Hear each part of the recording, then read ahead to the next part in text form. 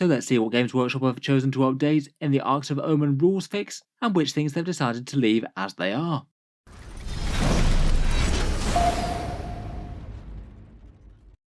Hello and welcome back to Auspex Tactics, where today we're talking about Games Workshop's new update to Arks of Omen. This one is basically the bug fix FAQ that they usually release a week or two after the book's rules drop. This one generally not aims to make balance changes, but more to fix things that weren't quite working as intended, or things that they left genuinely ambiguous or not working. My first take from this one is that it's actually surprisingly brief. There's literally just 2 FAQs here. Despite all the new detachment rules and things leaving people with at least a fair few questions, I feel like at least a couple more FAQs perhaps could have been helpful enough, even if they're just confirmed negatives. I think a bit of designer commentary probably wouldn't have gone amiss here, just to give people a few answers for things like Agents of the Imperium, Supreme Commanders, and a few other bits, which we'll get onto in a second. The update dropped on Games Workshop's website. They don't seem to have publicised it amazingly well, it doesn't look like it was shared across all of their social media, and certainly wasn't posted on Warhammer Community. Let's take a look at the changes that they've made, and talk about the things that they've chosen to leave as they are. So firstly, the first of the 2 FAQs is a small one, basically fixing a weird typo towards the start of the book, where they had a rule referencing armors starting on 4 command points, rather than the 6 that's been kind of normal since Nephilim. It was a bit more of a commentary section saying that we've removed the command point costs from all detachments and made it so that players can place units in strategic reserve for free. That previously had a sentence referencing armies starting on 4 command points. That's now been deleted. Not entirely sure why that was there, perhaps just a typo, as it did seem to directly conflict with rule sections later.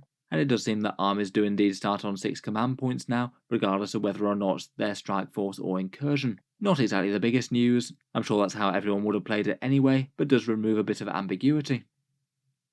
The only actual meaningful change that they've made is deciding to add a specific section for Drukhari army construction, and the way that they've decided to do it is by adding a section to the Battle Brothers section of the rules, rather than doing anything like a specific FAQ for the Drukhari Codex like the Dark Angels got. As I talked about in a previous video, Drukhari army construction did have a few issues.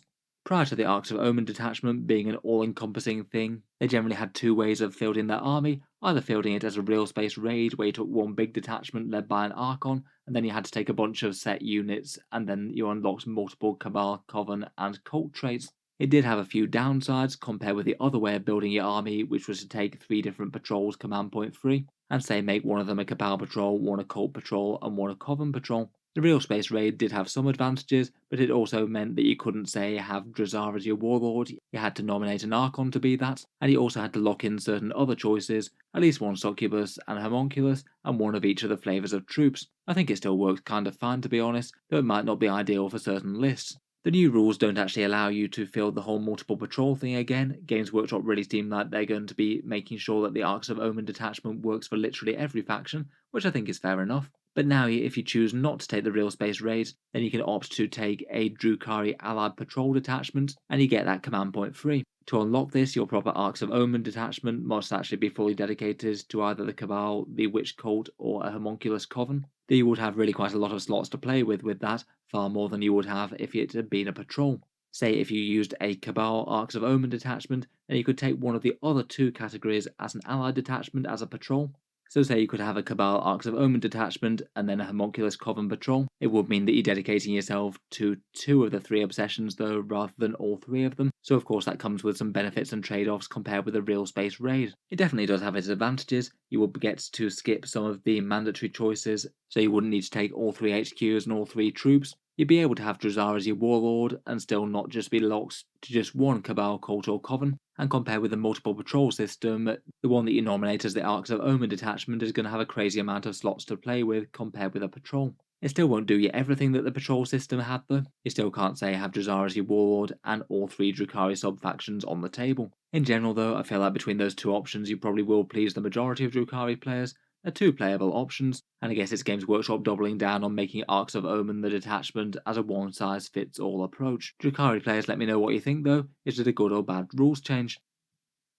Otherwise though, with a two-part FAQ, I do feel it's a bit more conspicuous as for what's not here. If you've been watching the videos on the channel over the last couple of days, I have made a couple of videos on some of the weird rules out of Arks of Omen, and I honestly expected a few more of them to be clarified in this, whether Games Workshop actually decided to fix them in some way, or they just wanted to say that yes, that is indeed how it works in the new rule set. A bit of designer's commentary or a negative FAQ would have actually been quite helpful for making people a bit more certain that this is how Games Workshop's actually intending things to play. In particular, I'd say that these are perhaps the three most important things that are going to be remaining as they are until another update. First up, Supreme Commanders do seem to be genuinely sub-faction locked now. It looks like the Silent King must be fielded alongside the Zarakan dynasty for the Necrons. You can't have Mr. Silent King leading alongside some objective secured Nihilak or some melee heavy Novok. It's a real flip as to how the rules worked before, as in general Games Workshop have made these Supreme Commanders into very free selections that can lead any part of their general faction. I feel like their status is all to the extent where they kind of transcend, say, which Tau Sept you are or which Chaos Legion you are. The Silent King being locked to Necrons means that it's a nerf to Necrons in general, I think. It's really quite a powerful choice, and now you'd have to make the decision as to whether or not you play Zarakan or you play Novok or Nihilak but without the Silent King. Zarakan certainly isn't terrible, but it isn't exactly the dynasty that most people were choosing previously. Abaddon the Despoiler will be locked to Black Legion only. If you don't take him that way, then he breaks other special rules, and I feel like in general a few people might have a positive reaction to that. It was perhaps a bit odd seeing him lead just about every single Chaos Space Marine Legion into battle regardless of flavour. Still, a bit of a nerf for Chaos overall. He's really not a bad model, but I guess with his points cost increasing he is maybe a little bit less auto-include than he was before anyway. Otherwise for the Tau Sept, Shadow Sun will be locked just to that one. Perhaps less of a big deal overall. I feel like the general competitive choice for Tau was either Tau Sept or Farsight Enclaves. Will be annoying enough though if you built an army around a different Sept and had Shadow Sun in it, and now in this format you're not allowed to field her with them. The other one, as we talked about in the previous video, was Agents of the Imperium. They still don't really work properly for multiple different reasons. The Inquisition Index is currently no longer in date as per their legal supplements rule, so they need to either change that or reissue it. The Assassin's keywords are in the wrong place, they aren't faction keywords, so they don't satisfy the Agents of Imperium detachment rules, and the Road Traders are prevented from filling mandatory HQ slots as well, meaning that they can't be used in allied Agents of the Imperium patrols. Generally that section just needs a big sort out, but perhaps the Arks of Omen FAQ wasn't the place for that. I feel like they either just need to reissue the lot of them or give them a few FAQs. I can't imagine that they'll leave the Inquisition unplayable for too long, to be honest.